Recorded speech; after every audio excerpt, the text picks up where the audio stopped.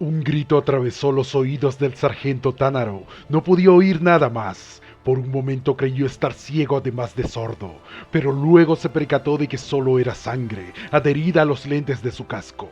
La limpió y se incorporó. Se erguía sobre un montículo de cadáveres frente a la otrora gloriosa ciudadela de Castamón.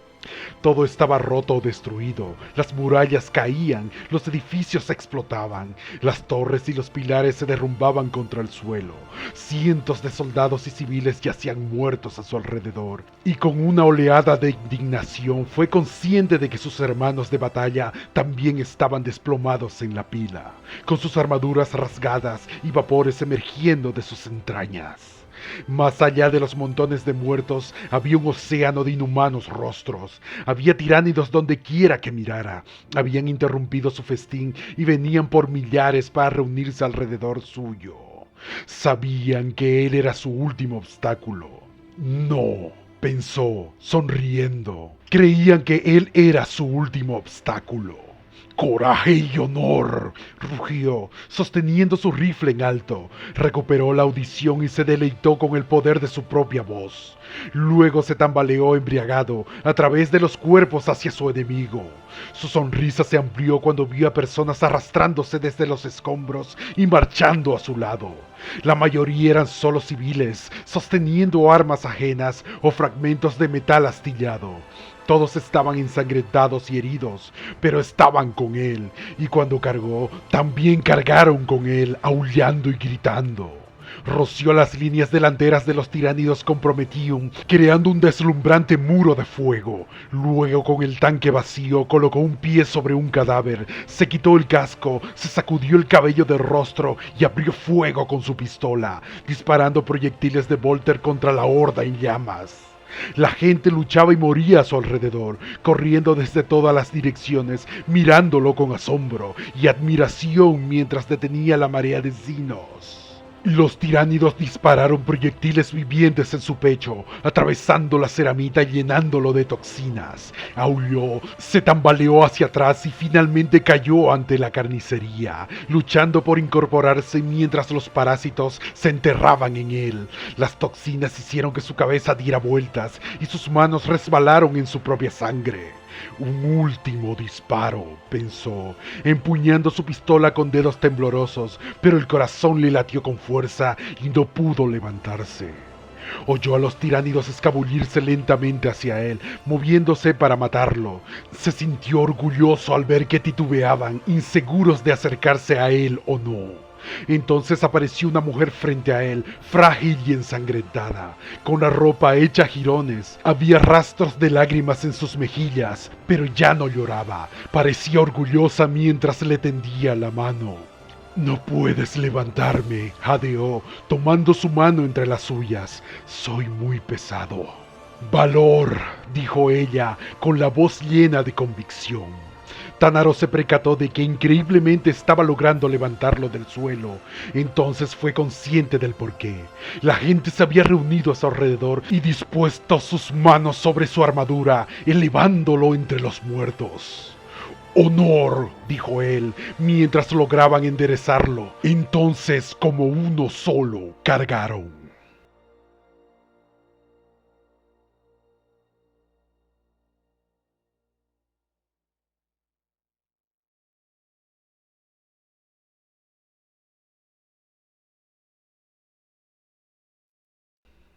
Bultis vio a Baraka caer y morir. No sintió tristeza por su hermano. Baraka había hecho lo que siempre juró que haría. Había elegido su momento y lo había hecho valer. Pero Bultis sintió tristeza por sí mismo, porque no pasaría sus últimos momentos con su amigo. Se aferraba a la plataforma con una sola mano, pero eso planteaba poca dificultad. Su agarre era fuerte y su armadura aún estaba intacta. Los servos y los paquetes de fibra junto con su fuerza natural le facilitaron mover la otra mano hacia la cornisa y levantarse. Damaris yacía a unos 3 metros de distancia. Su cuerpo había sido desgarrado y estaba tendida en un charco de sangre, claramente muerta. Pero mientras se acercaba a ella, vio que tenía una sonrisa pacífica en su rostro. Había demostrado un coraje inusual al luchar contra el emisario Norn, conocido como el Heraldo. Había ofrecido su vida y su mundo para detener a los tiránidos. Le costaba creer que ella realmente hubiera traicionado a Gerrus. Quizás había más en la historia de lo que Castamón se había percatado. «Que Dios esté contigo», le dijo. Miró a su alrededor en busca de Castamón. Yacía en el lado opuesto de la plataforma, cerca de donde el tiránido había aterrizado por primera vez. Su cabeza había sido pulverizada y como Damaris estaba rodeada de sangre. No tenía dudas de lo que diría Castamón si aún viviera. Vería esto como una victoria. Sabían cuál era su deber y lo habían cumplido bien. Pero Vultis sintió pese a todo una ola de tristeza cuando se acercó al cuerpo. Vultis encontraba a las personas poco confiables e impredecibles. No se correspondían a las leyes de la naturaleza que conocía tan bien. Incluso sus hermanos de batalla se dejaban llevar tanto por sus emociones como por la razón o los hechos. Pero Castamón había sido diferente. Veía las cosas con claridad y le había enseñado a Vultis a hacer lo mismo. Fue solo cuando se inclinó junto a él que Vultis se percató de su error. La cabeza de Castamón aún permanecía intacta, era solo su casco destruido y yaciendo en un ángulo antinatural, lo que había dado la impresión de que su cabeza estaba aplastada. Rápidamente usó un accesorio en su mochila para conectarse con la placa de batalla de Castamón. Los sentidos automáticos todavía estaban activos y sonrió cuando vio que Castamón tenía pulso. Ambos corazones aún latían. Estaba inconsciente pero autoinducido, desencadenado por las funciones médicas de su traje. Estaba aturdido pero vivo. Los sistemas médicos habían ralentizado su pulso para protegerlo del trauma. Era similar a la respuesta desencadenada biológicamente que había salvado a Vultis en su huida del incorruptible. El recuerdo rememoró algo que Castamón le había dicho cuando entró en las instalaciones médicas. Gracias a tu previsión, ahora tenemos un espécimen para examinar. Miró los botes de contención fijados a su cinturón y las formas dentro. Habían estado tan cerca. Los demás habían dudado de él, pero estaba seguro de que había estado a punto de otorgarle al Imperio un arma increíble, una forma de evitar que esto volviera a suceder. El reactor detendría la invasión de Regium, pero había otros enjambres de tiránidos esparcidos por la galaxia. Otras flotas que también podrían dirigirse a la línea Sanctus. Y sin Regium, la cadena se rompería. Se volvió a comprobar los signos vitales de Castamón. Había daños en alguno de sus músculos y ligamentos y varios huesos rotos, pero su cuerpo ya estaba tratando de reparar lo peor del daño. Y no había nada que pareciera fatal, a menos por ahora. Se desconectó de la armadura de Castamón y comenzó a caminar alrededor de la plataforma. Esto está mal, pensó, tamborileando con los dedos sobre los botes. No podía llevarse esto a la tumba. Tenía que avisar al resto del capítulo. ¿Pero qué podía hacer? El reactor corría hacia el núcleo del planeta, pensó Baraka. Si estuviera aquí, no dejaría que la lógica fuera un obstáculo. Si no aceptaba que era la hora de morir, encontraría la manera de vivir. Vultis se sentó junto a Castamón, recorriendo sus pensamientos en busca de una forma de elegir su destino en lugar de dejar que se lo impusieran. Pedazos de metal seguían cayendo a su alrededor, golpeando los pasillos de arriba. Miró hacia la escalera, aún había un camino de regreso a la superficie, pero eso solo le daría la oportunidad de morir en la batalla cuando el enjambre descendiera sobre él. También había túneles, los había visto cuando descendían, más raíces del mundo, como las habría llamado Damaris, pero no tenía un mapa, no había forma de saber a dónde dirigirse. Activó la auspex de su traje y descubrió que aquí abajo, lejos de la siembra atmosférica en la superficie del planeta, los sistemas auxiliares de su traje funcionaban bien. Sin embargo, los túneles no emitían señales de calor o energía. Solo podía identificar las partes más cercanas de la red. No tenía idea de dónde conducían los túneles. Probó los filtros de audio del traje, escaneó docenas de frecuencias y no encontró nada. Pero algo lo hizo perseverar. Descartó algunos sonidos reconociéndolos como actividad tiránica. Pero luego notó una débil señal que era diferente a las demás. Era un ruido repetitivo que reverberaba a través del suelo como un pulso.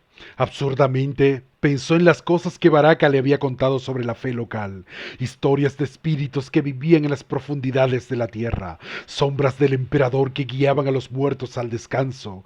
Sacudió la cabeza, tratando de concentrarse, aún acosado por las visiones que intentaban confundirlo. Ajustó el filtro de audio, centrándose en el sonido, y se dio cuenta de que era una sirena de advertencia. Estaba en algún lugar por encima de él, no muy lejos. Volvió a ajustar su filtro y notó que, detrás de la sirena, había un zumbido. Sonaba muy similar a un motor del tipo utilizado por una nave espacial. Una sensación de fatalismo se apoderó de él. No estaba destinado a morir aquí abajo. Los simbiontes tenían que ser preservados y convertidos en armas. Ese era su destino. Nunca antes había sentido así, y era exactamente el tipo de misticismo por el que habría ridiculizado a Baraka. Pero aquí abajo, en la oscuridad colmada de visiones, parecía tener sentido. Además, ¿qué otra opción había? Podía esperar aquí abajo para morir o tratar de seguir su instinto. Usó el equipo médico en su mochila para darle a Castamón una inyección de suero estimulante. Teniente, dijo una vez que el suero hubo hecho efecto. ¿Puedes oírme? Castamón gimió y sus párpados se entreabrieron. Bultis retiró los pedazos destrozados del casco y limpió parte de la sangre. Luego puso su brazo debajo de él y lo ayudó a levantarse.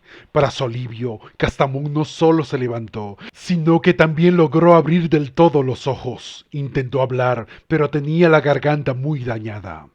Guarde su fuerza, dijo Bultis. Solo necesito que camine. Castamón gruñó y Bultis comenzó a guiarlo a través de la plataforma rota, de regreso a las escaleras. Cuando llegaron a Damaris y el agujero en el suelo, Castamón vaciló. Lo hicimos, dijo Bultis, y Baraka se llevó a esa cosa con él.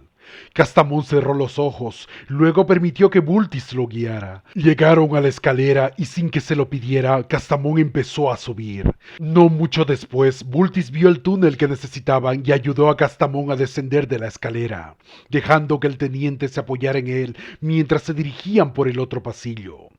Después de un rato, Castamón se encogió de hombros y comenzó a correr. Se tambaleó como un borracho, pero rechazó cualquier oferta de ayuda. Aún tenemos trabajo que hacer, dijo Bultis tras un momento, mientras subían a una pendiente de regreso a la superficie. Castamón intentó hablar pero fracasó, haciendo una mueca por el esfuerzo, así que asintió, aferrándose a Bultis por el hombro antes de tropezar.